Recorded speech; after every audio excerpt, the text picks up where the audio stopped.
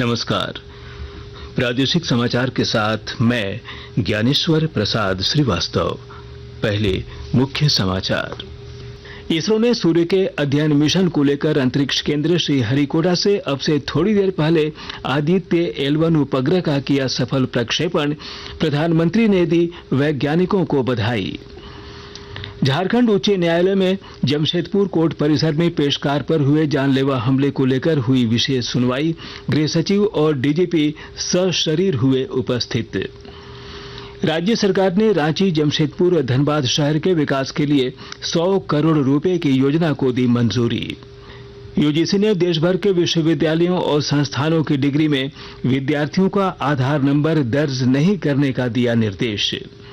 और Asia cup cricket में आज भारत और पाकिस्तान होंगे आमने सामने। श्रीलंका में अपराह्न 3 बजे से शुरू होगा मैच।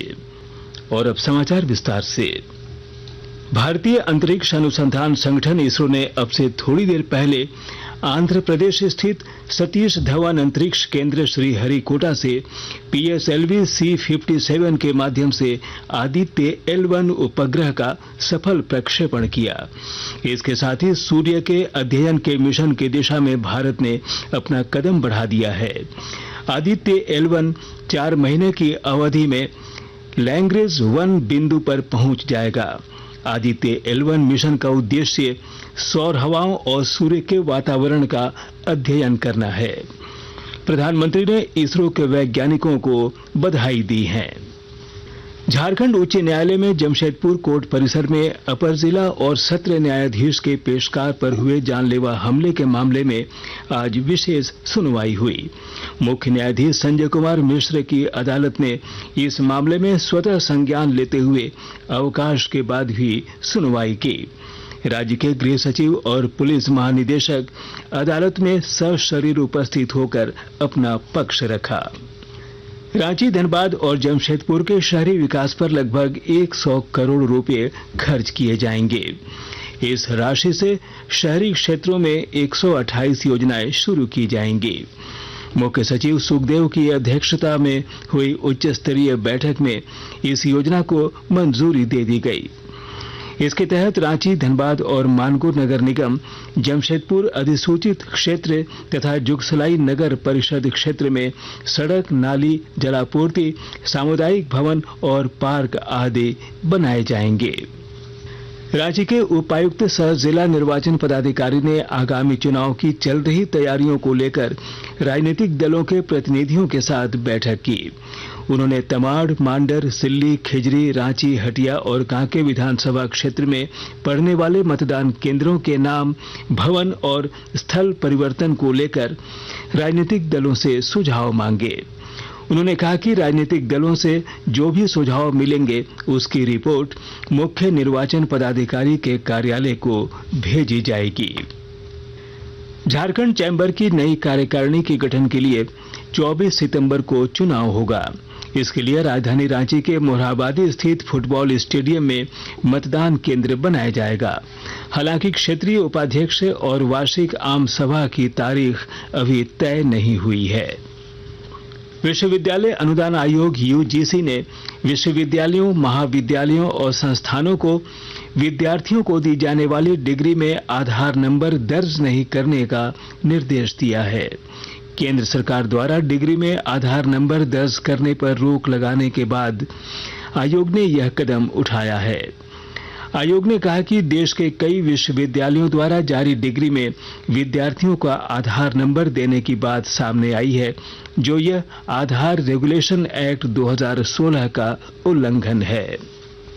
राज्य के चिकित्सा महाविद्यालयों में MBBS, BDS और BHMS पाठ्यक्रमों में दिव्यांग कोटा से नामांकन लेने वाले विद्यार्थियों का निःशक्तता प्रमाण पत्र रिम्स जारी करेगा।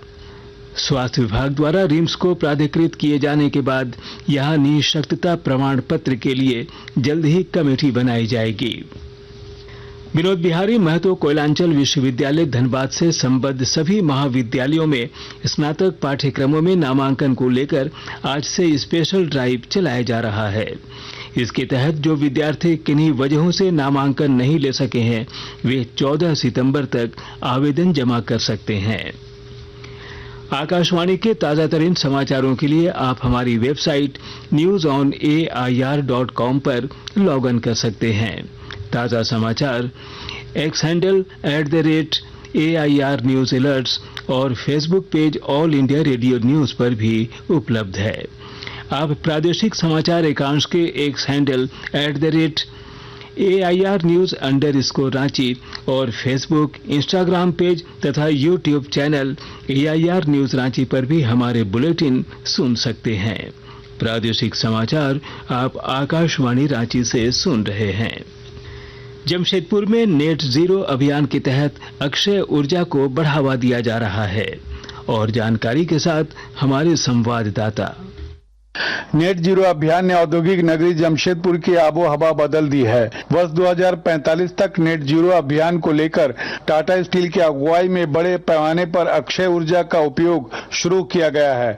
टाटा स्टील अकेले अपने प्लांट से 41 मेगावाट पीक का उत्पादन करने लगी है। वहीं टाटा स्टील UISL की पहल पर जमशेदपुर के कई भवनों में सोलर एनर्जी की व्यवस्था की गई है। इसके तहत 68 भवनों में सोलर प्लांट लगाए गए हैं। जमशेदपुर शहर में लगभग 15,500 किलोवाट पीक का उत्पादन हो रहा है। इसके तहत 966 मेगावाट सोलर और विंड एनर्जी का उत्पादन हो सकेगा। डॉक्टर राजेश कुमार लालदास, आकाशवाणी समाचार, जमशेदपुर।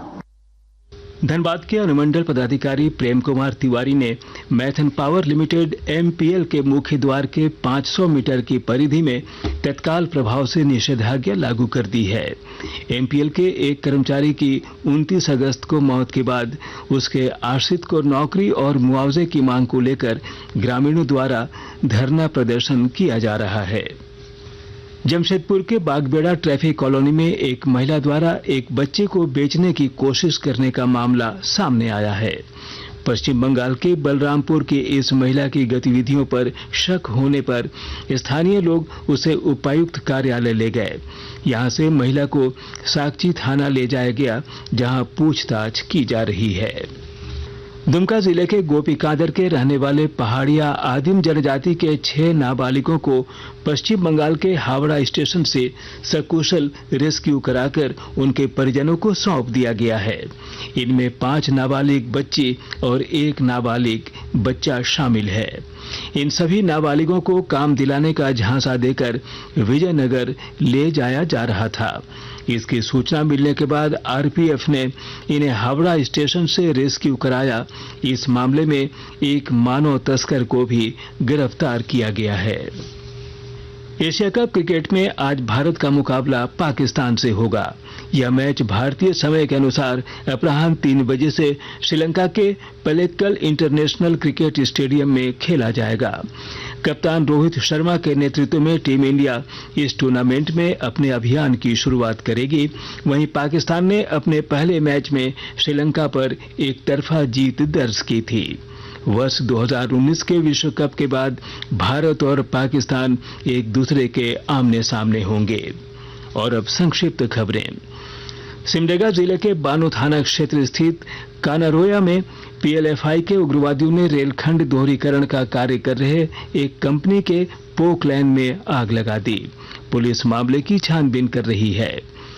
रांची जिला के खरारी थाना क्षेत्र स्थित नारायण चौड़ा में एक नाबालिग के साथ सामूहिक दुष्कर्म के 3 आरोपियों को पुलिस ने गिरफ्तार कर लिया है। हजारीबाग जिले के बड़कागांव प्रखंड स्थित अंबाजीत गांव के क्रिकेटर अनिमेश कुमार का नेशनल क्रिकेट अकादमी बेंगलुरु के लिए चयन हुआ है। और अब अंत में मुख्य समाचार एक बार फिर। इसरो ने सूर्य के अध्ययन मिशन को लेकर अंतरिक्ष केंद्र श्रीहरिकोटा से अब से थोड़ी देर पहले आदित्य L1 उपग्रह का किया सफल प्रक्षेपण। प्रधानमंत्री ने दी वैज्ञानिकों को बधाई। झारखंड उच्च न्यायालय में जमशेदपुर कोर्ट परिसर में पेशकार पर हुए जानलेवा हमले को लेकर हुई विशेष सुनवाई। गृह सचिव और DGP सशरीर हुए उपस्थित। राज्य सरकार ने रांची, जमशेदपुर और धनबाद शहर के विकास के लिए 100 करोड़ रुपए की योजना को दी मंजूरी।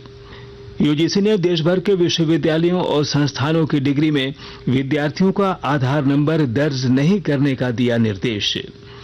और एशिया कप क्रिकेट में आज भारत और पाकिस्तान होंगे आमने सामने। श्रीलंका में अपराह्न 3 बजे से शुरू होगा मैच।